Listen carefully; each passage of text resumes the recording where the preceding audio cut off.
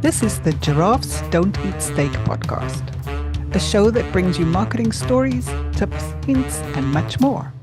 A treat for those who want to succeed in business or marketers who just want to learn. Hello, Alex. Hello, how are you doing? I am good. How are you? Very well, thank you. I want to introduce Jamie Forster that I've brought to join us on our podcast today. Welcome, Jamie. Welcome, Thank, Jamie. thank you very much. Really good to be here, and thank you for the kind invitation. So Jamie and I we met at networking, which I'm sure by now the audience knows is not my favorite thing. But Jamie welcomed me and actually said something which really resonated. I don't know if you remember this, Jamie. There was a big room where we were all in. It was online networking. And then we went into breakout rooms, and you and I were together in the breakout room and we started talking. And then you said to me, please bring this Erica to meetings in future, not the Erica that you were in the main room, because I was very reserved and quiet and didn't really talk much in the main room. And then obviously it was just you and me. We started chatting about all sorts of fun stuff. And that's really resonated in terms of how I present myself and it's about a year and a half ago now. It's quite a while, but I've never forgotten that meeting, Jamie. Well, I'm glad that it resonated and stuck with you. I think the problem that a lot of people have, it's daunting going into any networking, whether it's in real life or digital, it's a daunting prospect. Yeah, I mean I've been doing it for years, and I still get terrified, and I have the huge imposter syndrome. But then I remember that actually people there are not trying to find or pick holes in me or my business. They're there, to be helped and also to help. Absolutely. And then we were lucky enough to work on a project together. So Jamie is into websites, Alex, which you and I have done quite a bit of in our journey together.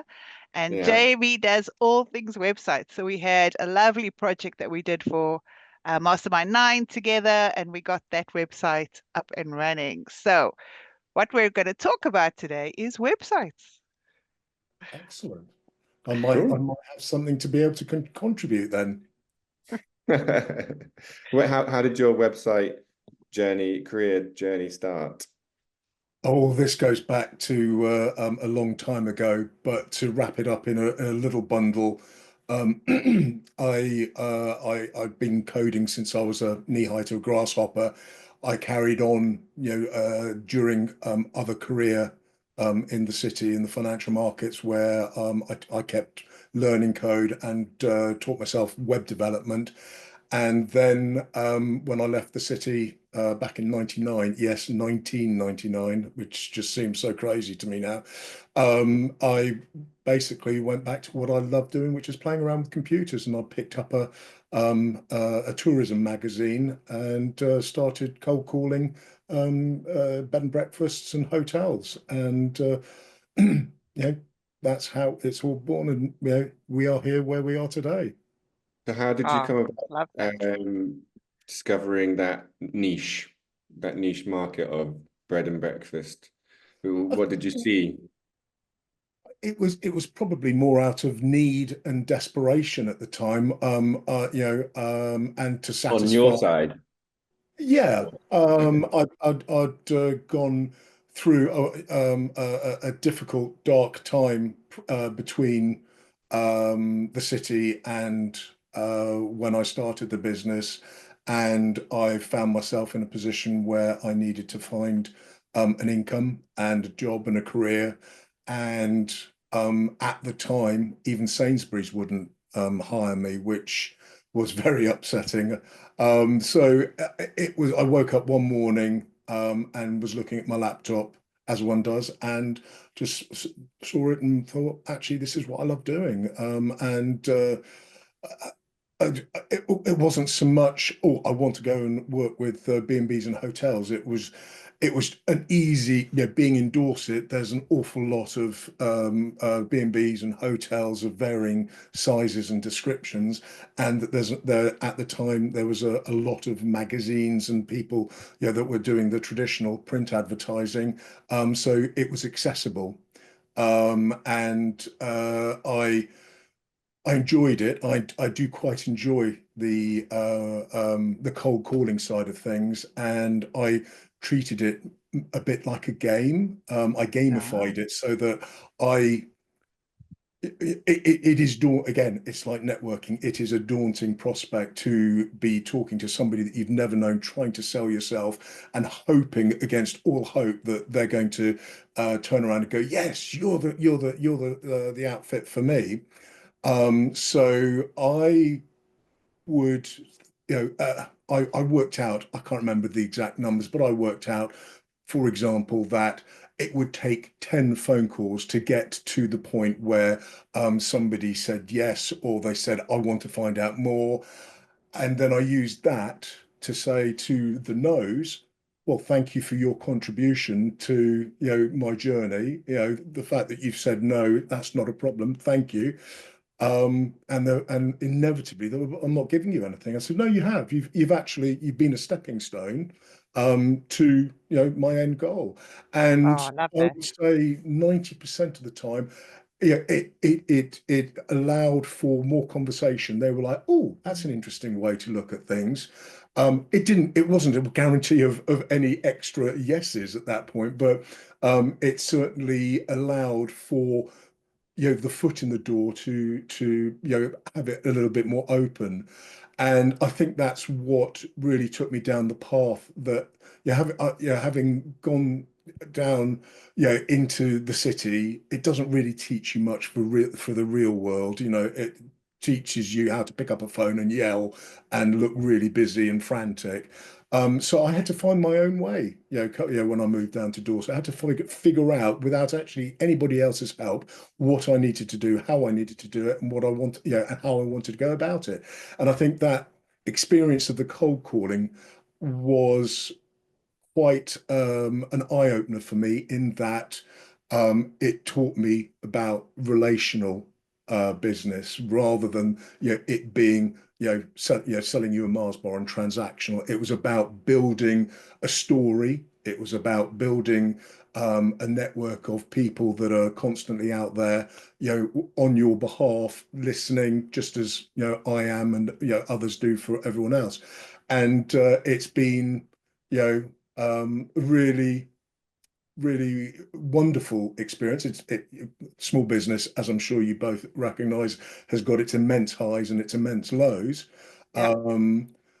But even with the immense lows, I've got people that have got my back. They're not going to be able to fix things necessarily, but they're there and they're a support, and that's very much a part of my methodology.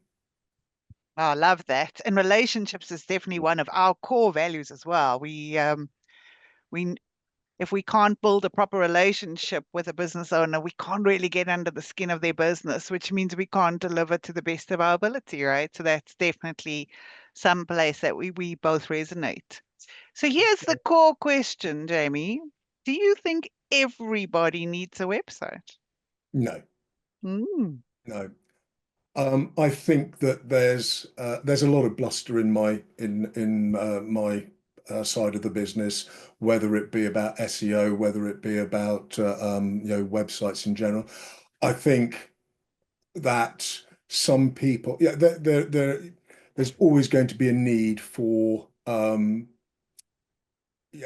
website in some shape or form, whether it be the ability for somebody to visit a website, i.e. Facebook, to find out about that person's skills and service delivery, or some all singing, all dancing, platform-based website.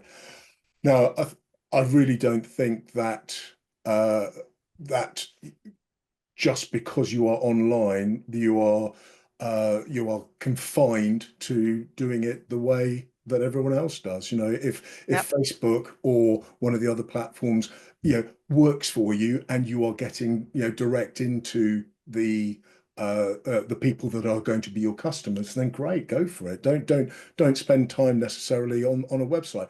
The only danger with that is that you become a little bit platform dependent, Yep. and if you were to be taken offline by them, or they were to go under. I mean, let's face it, Elon's doing quite a good job of removing any value to Twitter. So it is a possibility. So if you've got all your eggs in one basket, that's the only thing I would recognize as being a business killer if you just stay outside of the website ecosystem. I think having your own website as a central point is as the central point where all of your other marketing comes to is probably the best way forward, but it isn't the only way. Love that. Love that. A lot of clients that come to us, they want a website because everyone's got a website. It's like, and I'm giving my age away now, but when I started in marketing, like a landline was the must have, right? Like a business without a landline wasn't seen as a serious business. Where now you can put your cell phone on and everyone's fine, right? So the world has moved.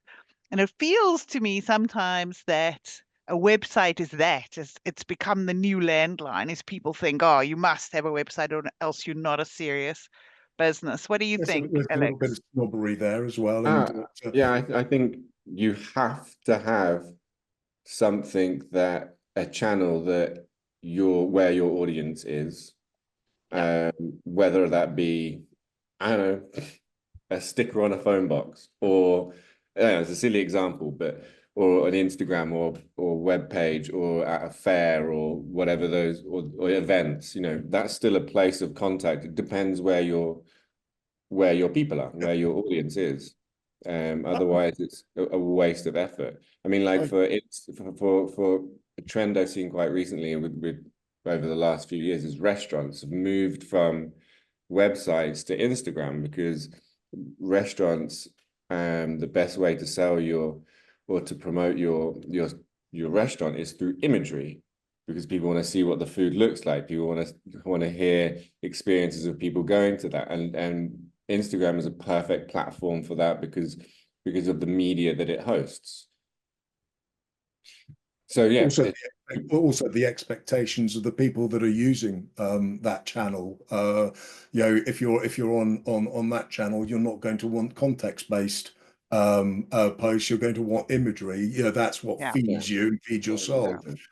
But I think what I suppose to come round to the top of that question is, I think that there's an awful lot that has democratized websites, whether it be Wix, whether it be Ionos, or any of the other page builders.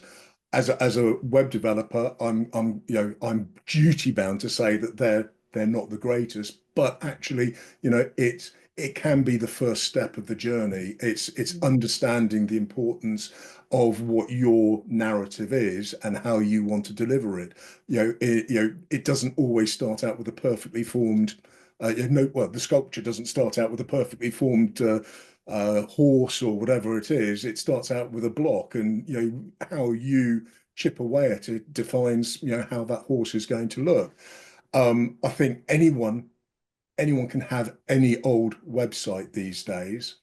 And there are those that understand that any old at some point doesn't quite cut it, and they then need to understand what is out there and available to them.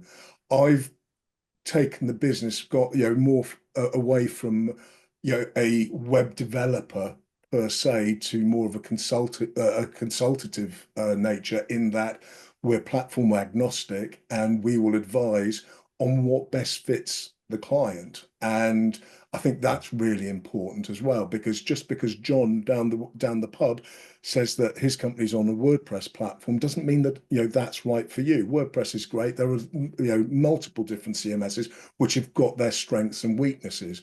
WordPress is ubiquitous, and in its ubiquity, it has probably more problems than other platforms. But my job is to make sure that whatever the client is doing, they're getting the best advice and the best route to understand what they need rather than what they think they need. Yeah. And actually, that's a good starting point for anyone who's thinking about a website or even wanting to move to the next evolution of their website. a lot of people haven't thought through what do they want it for, right? And that is such an important question, is what is it for? What is it going to do? Do you just want a business card that you're sending people to so they can contact you? Or is it transactional? Can people stop buying? Or is it, I mean, for me, there's nothing more frustrating than, and sorry, maybe this is me, but hairdressers who have a website that you can't book your appointment online. I just want to pull my hair out. What a waste of a website. Like, at least let me book my appointment. What's the use of putting it there and then making me phone, right? Because then I can Google the phone number. Anyway, that's just me. I think But think that's through common. what you need to do and what your customers want to do Mm. before you start building, right? Like, think it through up front. Do you agree, Jamie? I mean, that's a really valid point, and I think an awful lot of website owners build a website for them as the Yeah. owner. Mm. Whether it be the content, the intent, and how the amount of times that a website owner will say, "Well, we want a capture," one of those little ticky boxes that Yeah. to be able to submit a form. And what they don't realize is actually that puts a hurdle up between, the website and the visitor. So, there have been loads of studies and, people throw around 50% of traffic will not submit to that, so it's actually understanding, why am I doing that? Is it for as the website owner's benefit, or is it for the visitors? And I'm all in favor of make it as easy as possible for people to get in contact with you, whichever method they prefer to. So whether that's a phone, whether that's a form, whether that's snail mail, email. I mean, obviously, you start going down more of a route with the WhatsApp business and links to that. But it's don't create hurdles unnecessarily. Because otherwise, if you assume that everyone's behavior is going to be like yours, you're going to be disappointed. Yep. And we've had lots of that, right, Alex, where we've built websites where it's so clearly the business owner's voice, his message, his terminology. It doesn't talk, maybe a whole page about me, and you're like, oh, do people actually care about you on the first page? Maybe we talk about how you help first. And we've had Yeah. to do a lot of steering to Mm. say, Also, think of your what are you audience. selling? Are you selling yourself, or are you selling a Yeah. product or service? Yeah, it's a problem that we see across all marketing activities especially with, sorry to say, but small sort of owner-run businesses, Yeah. Yeah. because they're so attached to their business, their product, and it's a completely normal human reaction in that situation, and it's just very hard to separate yourself from your own bias to actually what your product is doing. But then the other thing that we've come across quite a few times is we build a website, help someone build a website, and then they say, well, "This is crap. It's doing nothing. I've got no leads." On Yeah, day one. on day one. On day Who one. You can have get that on day 20, day 40 as well. Yeah. Did we have what have we done or have you done to tell people about the website? Does anybody know about your product? The website is just a shop, a shop in a street. Has anybody walked past the shop? No. So how does anybody know about the shop? I don't know. I've got a shop. Surely people just come in. It's the internet. Yeah. Do you know how many websites there are? Do you think someone's just, Yeah. will just randomly put in your business name, www.mybusiness.com or whatever, and just arrive and buy your product? I'm sorry, it doesn't quite work like that. You may No.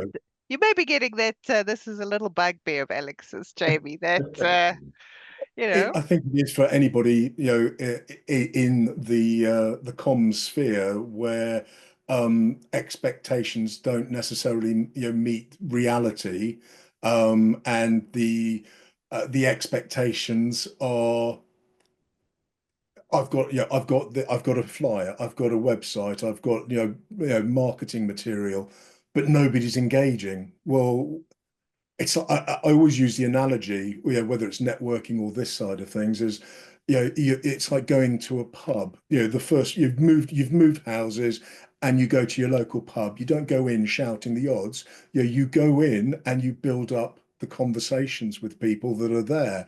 And marketing at its essence is basically that is, the conversations are the brochure or the flyer, or indeed, the website. And to expect anybody want to connect with you, when you are the new kid on the block, There's no relationship. exactly. No, Actually, exactly. I also heard, and this talks to another problem, is being too generic, right? Which a lot of people struggle with a website, because you're trying to make your one website talk to multiple audiences. But I heard an analogy this morning, which I spoke to about being too generic, is like walking into McDonald's and saying, "Hi, I'm hungry. Can I have food?" And then watching the poor person behind the counter's head explode, trying to figure out, well, what do I do? Whereas Yeah. if you go, if your messaging is clear, I want a burger, fine, here is the burger, right? So I love that. I thought it was just, and I hate McDonald's. So, it's probably another one I'm going to remember for a long time. Just, That's good. be specific on your website about the problem you solve. Because again, if you're too generic, come to us, we've got stuff. Then no wonder no one's connecting on your website, right? Like they're gonna get there and go, stuff. I don't know what stuff is. Off I go, right? And Also, sorry, Alex. I no, was go just going ahead. to, you mentioned about the noise, and there is so much noise. So why am I going to read your stuff as opposed to somebody else's stuff? When you're potentially doing the same thing, limit the amount of noise. We're overexposed to stuff. I'm not going to say we're busy, because frankly, I think that's a common nonsense. But we are overexposed, Yeah, and when you're overexposed, there's overwhelm and there's just too much information. So, reduce the noise and be helpful. absolutely. I just wanted to circle back to Jamie's opening piece, because I thought there was three really, really brilliant things that you mentioned in there, or that you were kind of covering. The first one is something that we always talk about, is your target audience and being really specific on that. And the second one is objection handling, which is another thing you covered really, really well. And the third one is just the mentality of an entrepreneur. So I just wanted to like talk about those three things. So, I mean, it's quite impressive also, because you, as you said yourself, you were in a tight spot. So in that position, I think sometimes the natural reaction is just to say to everybody, the whole world, I have websites, I can build websites. You don't care who you are, let me build a website for you. But you managed, you had the Found a right niche. mentality, and you found a niche. And whether or not it was because there's lots of, you were absolutely correct in noticing what is the need in this area. Okay, the need is we have lots of B&B areas in, where was it? North, where did you say it was? Dorset. Yeah. And identifying that and finding the need and becoming the solution to that need. I mean, that's really, really intelligent. And I think, especially in the position you're in, it's quite a unique mindset to have, because I think the natural mindset is just to panic and ask everybody. And then the second thing, the objection handling, I thought was brilliant. Handling the no's. Yeah. I think I know it's hard to hear. Yeah. And But it's inevitable. You yeah, are going to hear no. I mean, some exactly. it will be accompanied by another couple of words, but no is predominant word you. Yeah, and it's being able to realize that there's some things you cannot control, so you can control the way that you react to it. So by saying thank you for the no, and like you're saying, you're saying thank you very much. No, you did give me something. You put me a step closer to basically someone saying yes or whatever. It just it shows your kind of honesty, vulnerability, and then that opens up the conversation even further. Maybe gives you an extra 2-3%, let's say, but that's still a 2-3% chance that you didn't have previously if you reacted like, oh, no, well, sod you as well, bugger off. And actually, it's a good point because it's all about relationship building, as you said, Jamie, because that no could be because they don't have that pain point today, but they may have it later. And they're going to remember that you were the guy that was nice about it. You weren't rude. We had, I'm trying to think, we did a job ad for a whole lot of people, and I made an offer to someone, and then I sent no thanks to the others. And the person who was actually number two replied, going, well, thanks for nothing. That was the reply. And so when the first person dropped off, they didn't accept the job. I skipped one because I didn't want to go to thanks for nothing Yeah, of person. course. And I went to number three instead because why would I go to someone who replies to me going thanks for nothing? And it's that kind of relationship you're building with people, right? Like, I mean, I feel like writing to this girl and saying, you're an idiot. You almost had a job. Like you were this close to having a job, but because you responded so badly, you were skipped. Yeah, unfortunately, people do have that sort of reaction. I mean, I'd be lying if I said that sort of reaction hadn't come out of me back in the day, because I was looking for jobs. Sainsbury's turned me down. I didn't, as I said, other people turned me down. So there was one occasion which I remember with where I did that, but I wasn't proud of it. I mean, then you learn from it. But you learned. Yeah, that's what makes a good a good person, someone who can learn from mistakes and be self-aware from that. Without that, we're in trouble. I think it's really important, Alex, that you brought up saying your true self. I think authenticity is absolutely, Erica's seen me in networking rooms. We've talked separately. What you see is what you get. And whether you're a client, you're a friend, you're an associate, a colleague, I am who I am, and I don't know how to be any other way than I am an open book. I have my bad moments, which I try to keep away from people, because nobody needs to see a grown man cry. But just generally speaking, what you deal with here is what you're going to deal with in what other format I'm in, and don't take it too seriously, or yourself too seriously either.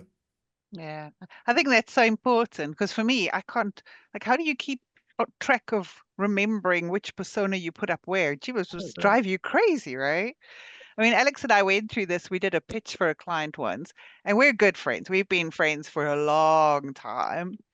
And it was just after COVID phase one, I think. So it was in between where there were still masks and hand washing and signing books and all this kind of stuff. And so the pitch that we did, or the workshop that we did, everyone was still sitting in separate chairs, right? It was still quite spaced.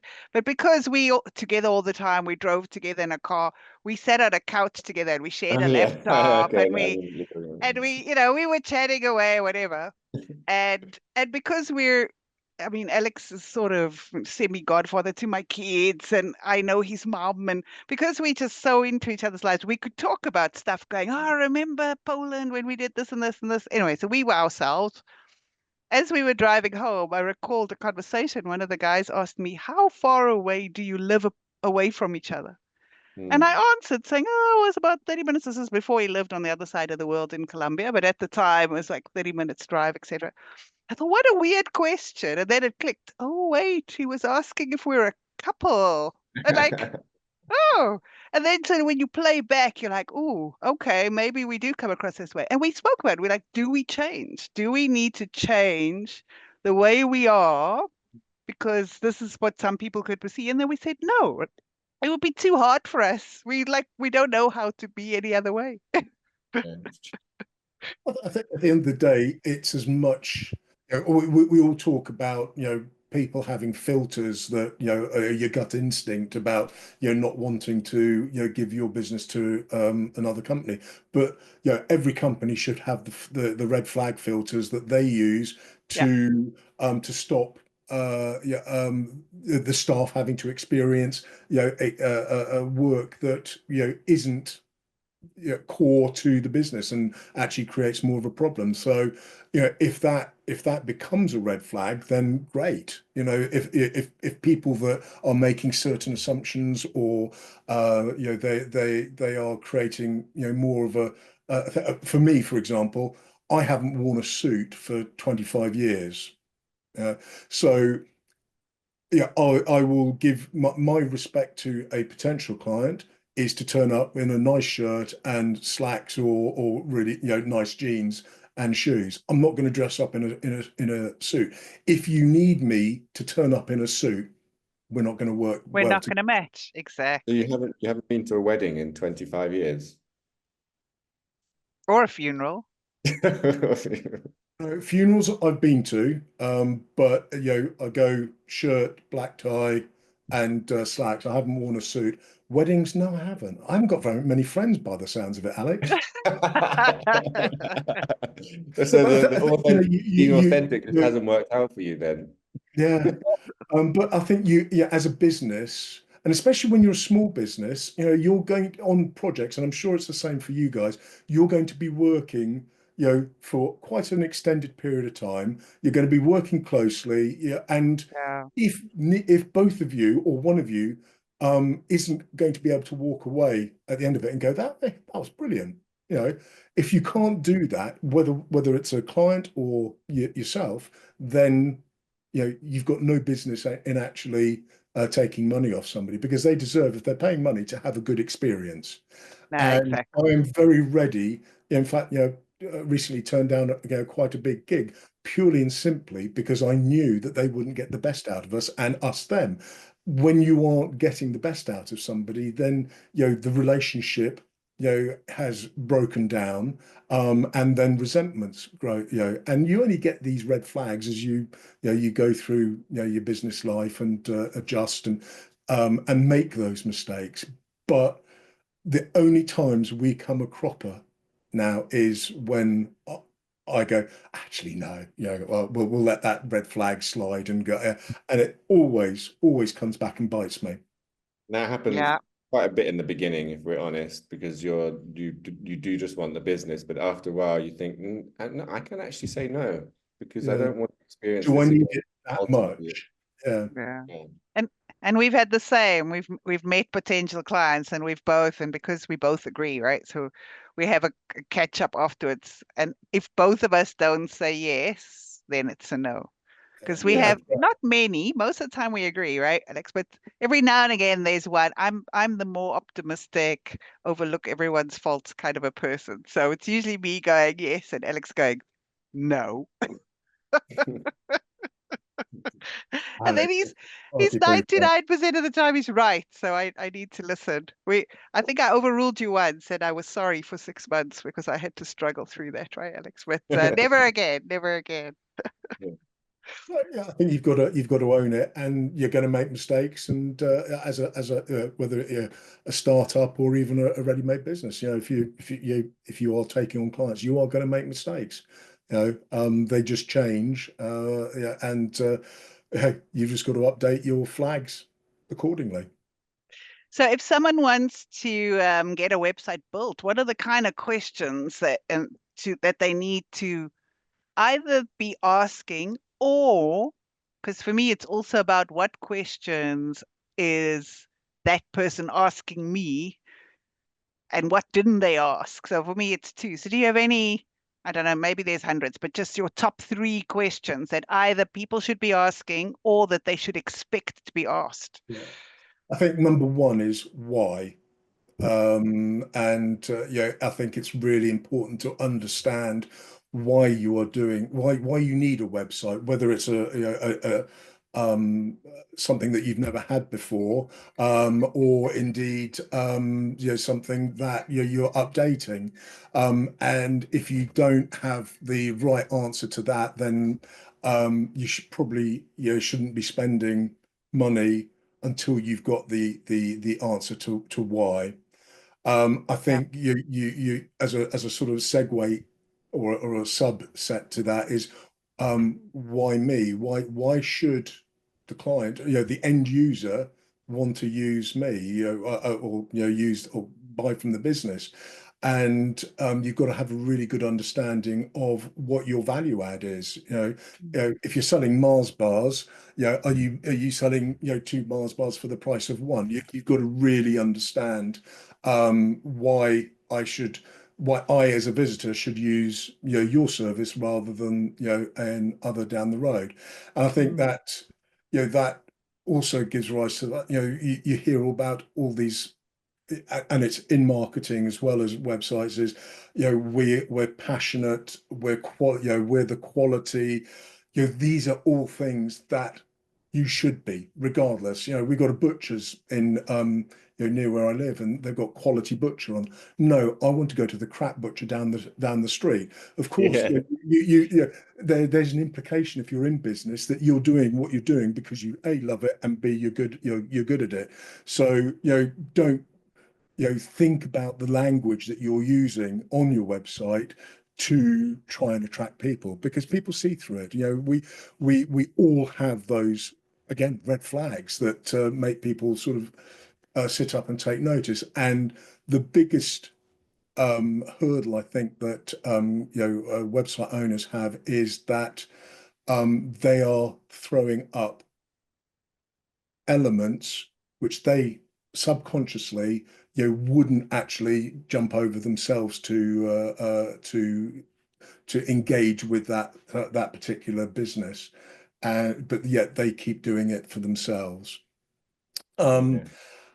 So, and what else? I mean, there are so many questions, and it really depends whether it boils down to whether it's an e-commerce website.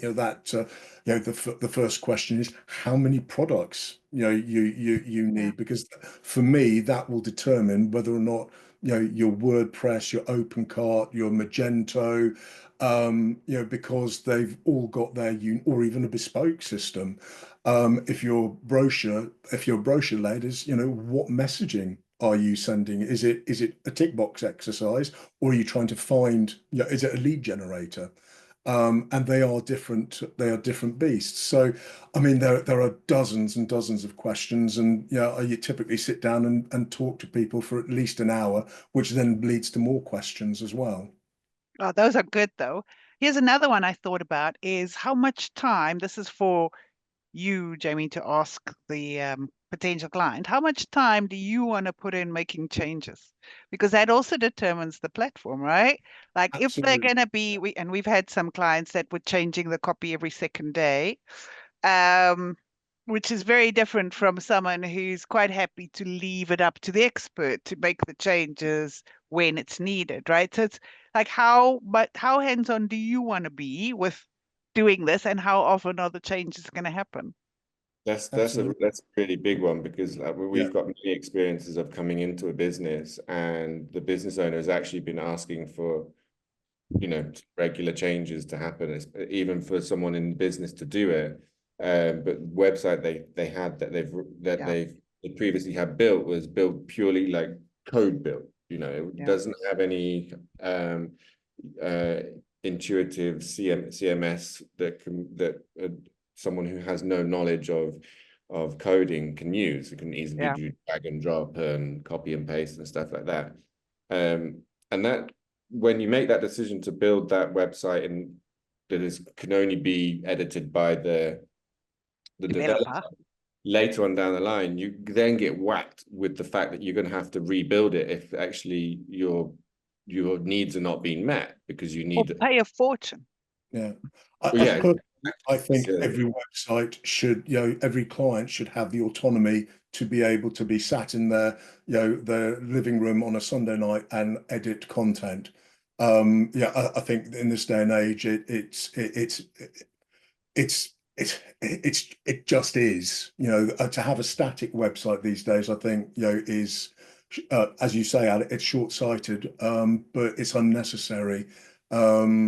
But Whether or not some web develop you do the updating is a different thing, but mm, you can get other people brought in to do the updating for you. Marketing people, a whole host of different businesses and people. yeah. But to not be able to allow yourself or another to do that update, I think is criminal. And I know there are people in my industry that do that, and Yeah. we come across even a simple WordPress installation they're locked out of because for whatever reason I don't really understand the rationale. But it's because they're trying to keep the fees, right? So that's a red flag for me when working with web developers, is if they're keeping so much control, because that means you've got to pay for every, because they usually have like an hourly maintenance rate or whatever it is, you've got to pay for every time I want to change a word or whatever. That for me is red flag. There must be this middle ground. Not saying we're going to go in and change the transactional system or big things, but definitely copy should be a no-brainer in terms of giving control to the business, right? Yeah, and I think if you are in the web development business, there is opportunity. If you unlock and open up the kingdom to the website owner, because they're not experts. Yeah. They may know what they want to say, but actually, they haven't updated it for 6 months. They've forgotten how to. You could monetize that.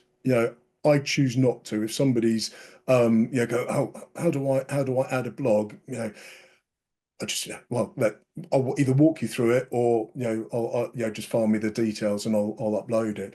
But I think you could monetize it if you so chose to. So locking the doors is, I think, pointless. Yeah, absolutely. Yeah. So Jamie, we could probably talk websites for a week and still not scratch the surface. If anyone of our audience is looking for a website, is interested in just chatting to you about websites or going through some more of these red flag questions, how do they get hold of you? Really important, Erica, that I'm always happy to have a chat. Even if you've got a website, whether it be large or small, and you want to pick my brain about something, I'm always happy to. So the two ways really are LinkedIn, where just search Jamie Forster, as you can see on the screen here if you're watching, or Jamie, Jamie Forster, and you should find me. I'm the one that just talks nonsense most of the time on there. And then the website, which is www.motley.co.uk. So Where's the motley come from? Snap, Alex. okay. I would love to have a story behind it. But most people say, was it because you're a fan of Motley Crue? And I'm like, well, I do like Motley Crue. I like a little bit of metal. But it wasn't that. Back in '97, again with the 19 there, I just saw it for sale, and I bought it just for personal use. And it was there. It was quick. It's easy. It's short. So when I set the business up, it was just a bit of a no-brainer to use something that was relatively easy for people to remember and to tap in. Great reason. Great reason. Awesome. Alex, any last words or last questions for Jamie? No, I just think if anybody is, whoever's listening to this, I really would recommend just really soaking in that first part that Jamie said. I thought there was some real gems in there. And those lessons can be taken, across businesses. That's kind of a blanket mindset and theory of how you should kind of go about starting your business, and just the general mindset of life. So I thought that was really good. So I would just soak that up. The rest of it was obviously rubbish. It was just that for 5-10 minutes. Yeah. Alex has a short attention span. Just ignore him, Jamie. So I found out recently I have ADHD, and it explains an awful lot. Oh, there we go. Join the club. Join the club. So, Jamie, any last tips for our audience? I think you be careful out there if you're wanting to spend money with people, and just check their track record. It is a very low cost to entry to become a web designer. Just because you say you are one doesn't make you a good one. There are an awful lot of platforms out there which are very easily used to create a front end, but it's not just the front end. There's an awful lot behind the scenes which goes on, which you need to, be aware of and to take advantage of. Brilliant. Well, thanks, Jamie, for joining us today. Thanks, Thank you as for the always, invite. Alex. And we will see you again at the next episode. Thank you, Jamie. Thank you, Erica. Thank you, Alex. Thank you, Erica. That wraps up this episode of Giraffes Don't Eat Steak. Thanks for joining us. I hope you found value in our discussion and got some new ideas to apply to your own business. Tune in next week for another round of marketing insights and inspiration. If you enjoyed this episode, please leave us a review and subscribe on Apple Podcasts, Spotify, or wherever you listen to podcasts. We appreciate you listening. Catch you next time on Giraffes Don't Eat Steak.